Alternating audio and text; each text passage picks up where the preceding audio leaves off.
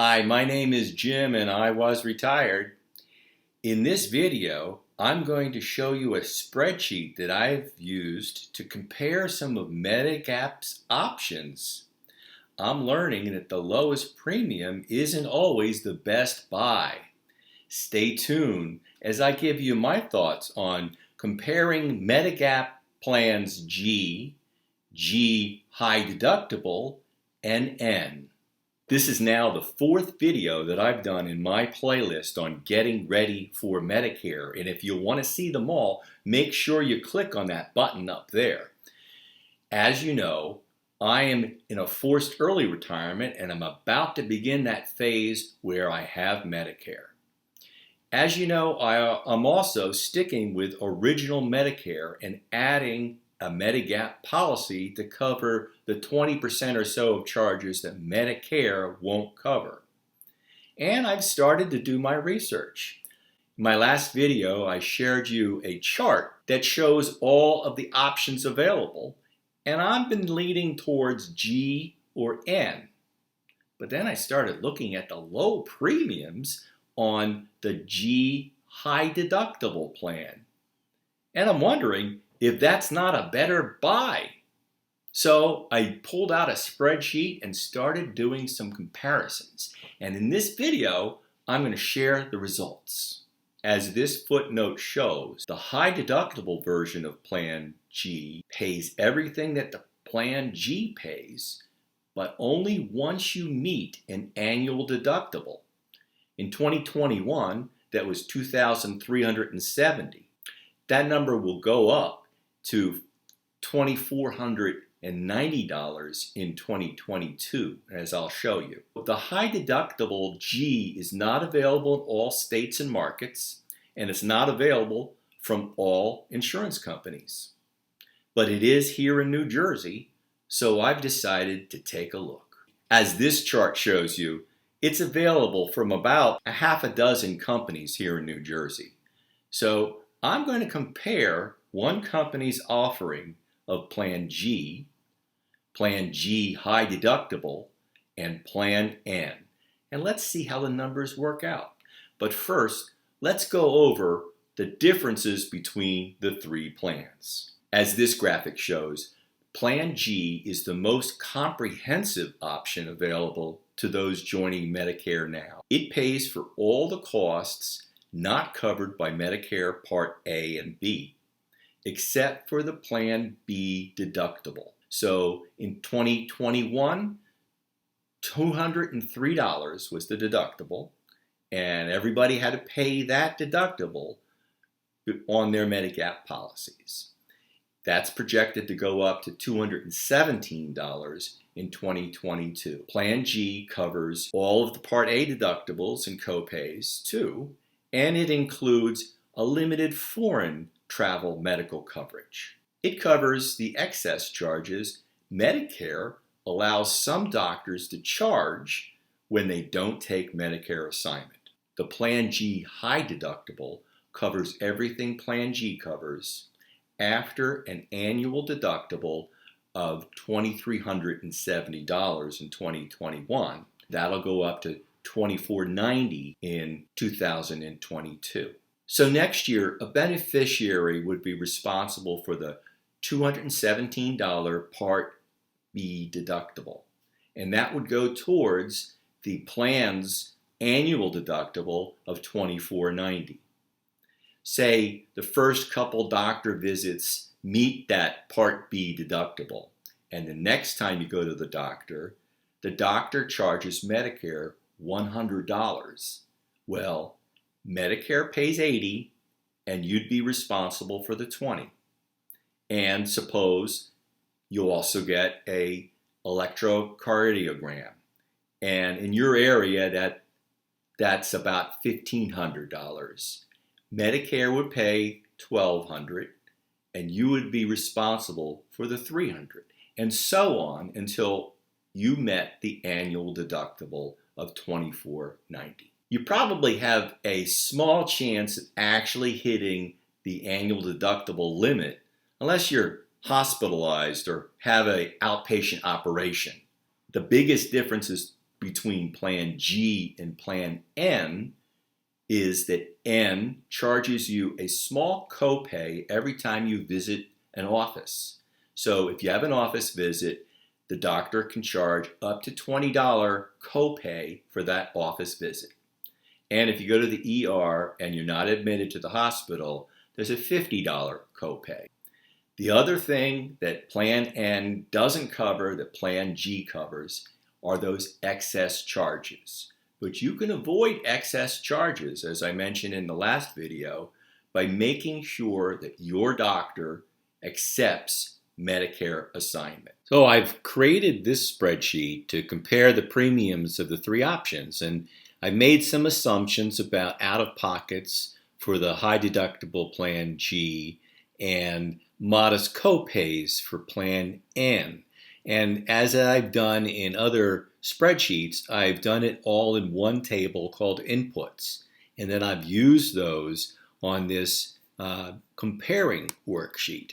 Keep in mind the three premiums for the Medigap policies need to be in addition to your Part B premium. So I've listed the Part B premium, then the three premiums for G high deductible, and Plan N. I've used these premiums from one company on the SHIP table that lists all of the current Medigap offerings. And I selected the first one that offered all three plans and just used those premiums as a starting point. For the Part B premiums, I've used the estimates from the trustees' report to Congress for the intermediate estimates of the coming years. And I've used this table here to show the premiums for the next few years. And then after this one, I go back to using the 10-year average for then on to continue the trend. So that's how I got all of these here. You can see that I'm pulling them from the table down here, just down the row. And then when I get down to here, I'm taking that value and timesing it by the 5.9% average for the following few years. Now, I don't have a table like that for the insurers, so I've made an estimated increase here, and I'll show you that. Let me show you in the edit the formula what I'm doing for the three Medigap premiums. I'm taking that and I'm multiplying it by an inflation factor that looks about 4.5%. And that's based on my reading that the Medigap market is a little less inflationary than the Medicare premiums itself. So if I'm using 5.9 for Medicare, I'm using 4.5 for the Medigap premium inflation factor. So in these three cases here, I'm using that same inflation factor for all three premiums. Keep in mind, some people say that N may see smaller increases than G, and I have no idea what to calculate for the G high deductible. So I'm just using 4.5% across the board for the inflation factor on all these premiums.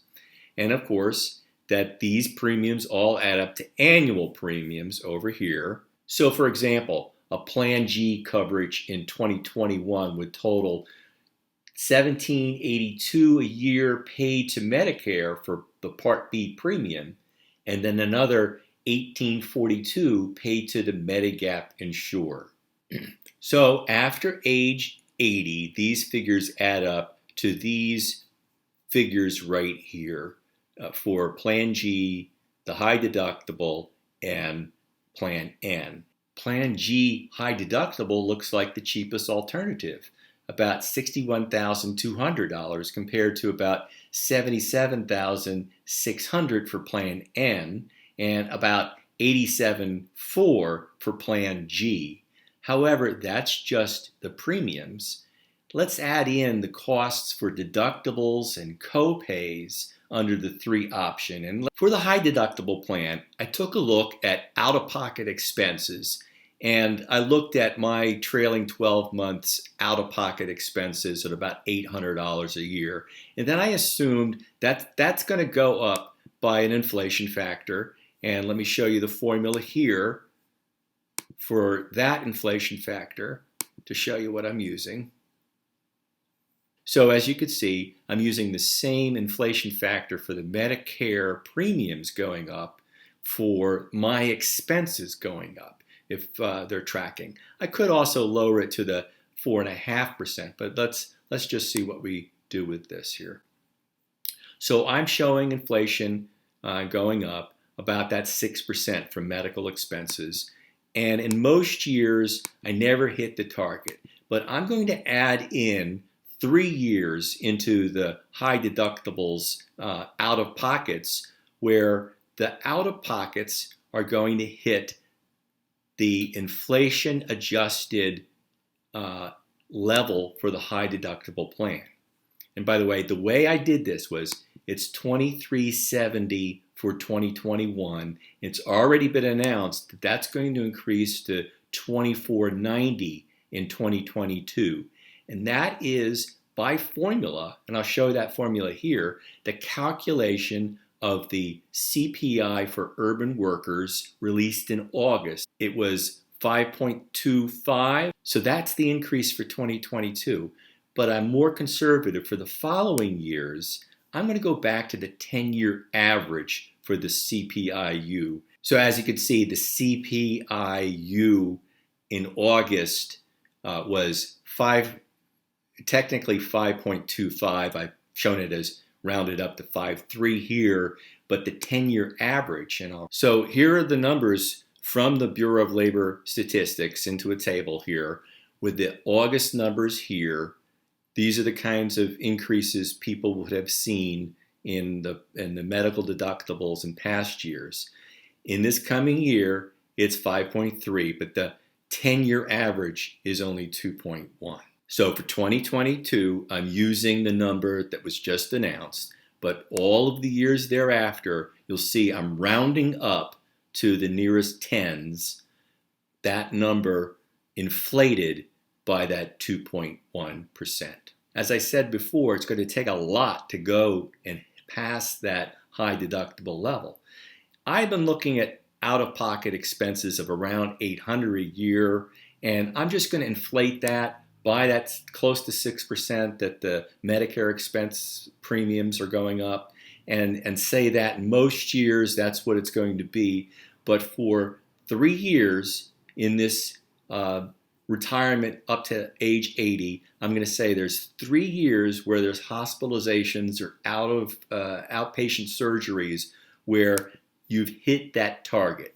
And again, I'm just going to, on those 3, move over the high deductible that I'm projecting it to be into this column, as that's going to be the expense that you add to the premium for the G. So these are the total expenses for G. In G's case, all it adds is the Part B deductible, along with the Part B premiums plus the Medigap G premiums together.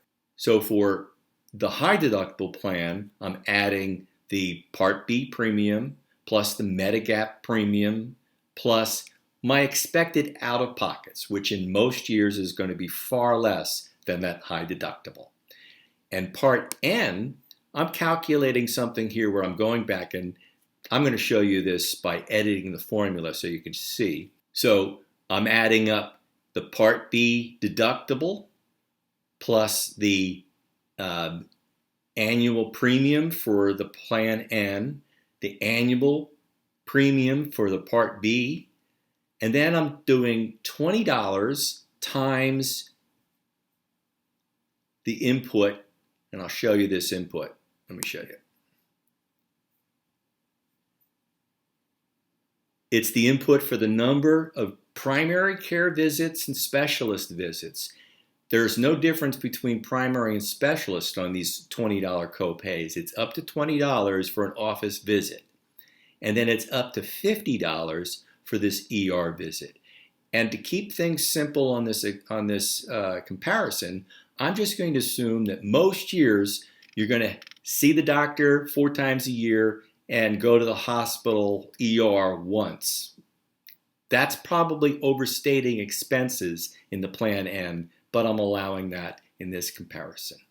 So as you can see, when you add in the premiums and your out-of-pockets of deductibles and out-of-pocket expenses, that changes the picture. Plan G adds up to $92,669. The high deductible version adds up to $86,142, and Plan N adds up to just over $85,000. So after you add in the medical expenses, Plan N looks like the winner. Plan G high deductible might seem less if you never go to the hospital or the doctor's office, if you just look at the premiums. But there are going to be times when you do go to the doctor and go to the hospital. And if you have about 3 of those hospitalizations, the high deductible levels will be hit, and you'll find that the savings for the high deductible plan don't measure up to the savings you'll get with the more modest cost sharing of Plan N. And another thing about those $20 and $50 copays in Plan N, they're hard-coded into the law, not with an inflation factor, whereas the deductible is tied to that CPIU. Once a year, that deductible is going up. So that means the Plan G high deductible has more inflation risk than the other 2 options. And for that reason, I'm going to stick with Plan N. It will save me money compared to Plan G, but without the inflation risk of a high deductible option. So I'll conclude with my standard warning. I am not an insurance agent. I'm not a broker. I'm not a financial planner. I have no special initials after my name. So take this as entertaining ideas from one educated consumer to another. Always do your own due diligence and seek out a professional if you need to. Oh, and did you like and subscribe to this channel? The more subscriptions and likes that I get, the higher this is going to be in the search results from YouTube. So help me spread this word about my journey into the Medicare years. Let people know about my playlist on getting ready for Medicare, and subscribe. Thanks.